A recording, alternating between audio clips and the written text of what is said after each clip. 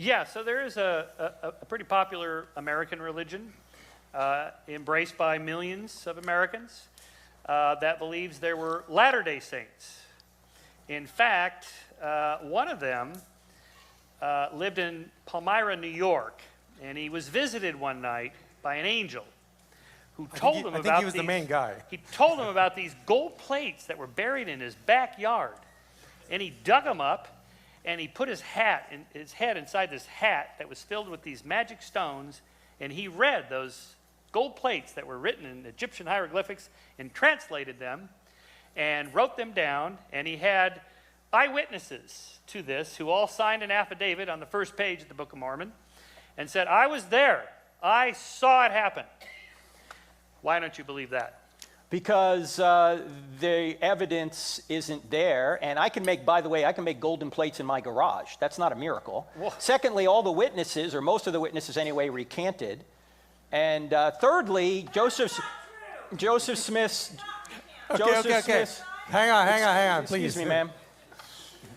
She's right. Joseph Smith's translation of the Book of Abraham was found to be a forgery.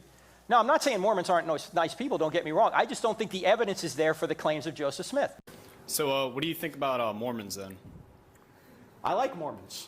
They're great people, but I don't think their revelation is true because I don't think there's evidence that Joseph Smith had any miraculous confirmation for anything he did. I mean, Joseph Smith talks about golden plates.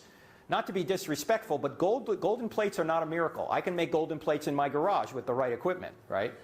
Yeah. So I don't think Mormonism, while I love Mormons because they're great people, I don't think Mormonism shows the kind of miraculous confirmation that qualifies it to be the true worldview.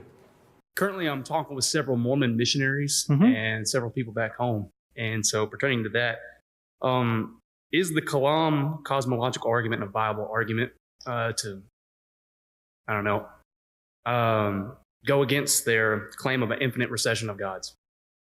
Yes, it is, but a lot of times people in the Mormon church, and I was just out at the University of Utah and Boise State University a couple weeks ago doing this presentation, and we got a lot of questions. I don't know if they were Mormons or people who knew Mormons who were asking questions like, how do I deal with somebody who knows that two positions they hold in their head are contradictory, these two positions, but they don't care? See, Mormons tend to be what we call fideists, meaning the evidence isn't the issue, they just have faith. That's why they'll say, if you want to be a Mormon, you just go to Moroni 10, you read it. If you get the burning in the bosom, then the Holy Spirit has revealed to you that the Book of Mormon's true, and now you're a Mormon, okay? But they're not given any evidence that the Book of Mormon's true other than this personal feeling that they have about it. So how do you deal with somebody who is not open to the evidence? I guess the only question you can ask somebody is, if Christianity were true, Orthodox historic Christianity, if that were true, would you become a Christian? And see what they say.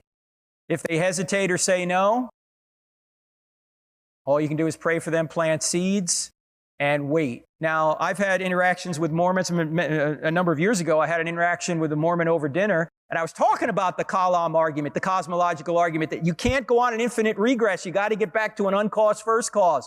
And all he said to me is, we don't go back that far. I mean, that was just him. Does he represent all Mormons? No. Okay? But as you know, well, you may not know, I don't know if you know, but Mormons, the official doctrine of the Mormon church is there are many gods. Yeah. And that Mormon men are one day going to get their own planet. And there is a God of this planet who was once a man. It doesn't mean every Mormon believes this, but this is their doctrine. They're polytheists. You have a minute to ask questions. Okay, so it's almost like, you're familiar with Mormonism, where, Joseph Smith got a revelation from God just about the time he started this affair with this woman down the street. Okay, the polygamy was okay. And then that spread for a while, and that was the thing. And then when Utah wanted to become a state in 1896, they suddenly got a new revelation from God saying, you know what, this polygamy thing, bad idea. And they had the same kind of revelations about blacks being in the priesthood in the 1970s when they collided with the civil rights revolution. This is what happens when religions collide with changing moral values. They change. Are you going to change? I will change if I misunderstand something, of course, but I don't think Mormonism is true because there's no evidence that it's true. Golden plates are not a miracle. I can make golden plates in my garage. Well, I think that's how it happened. Yeah, I do too. But okay.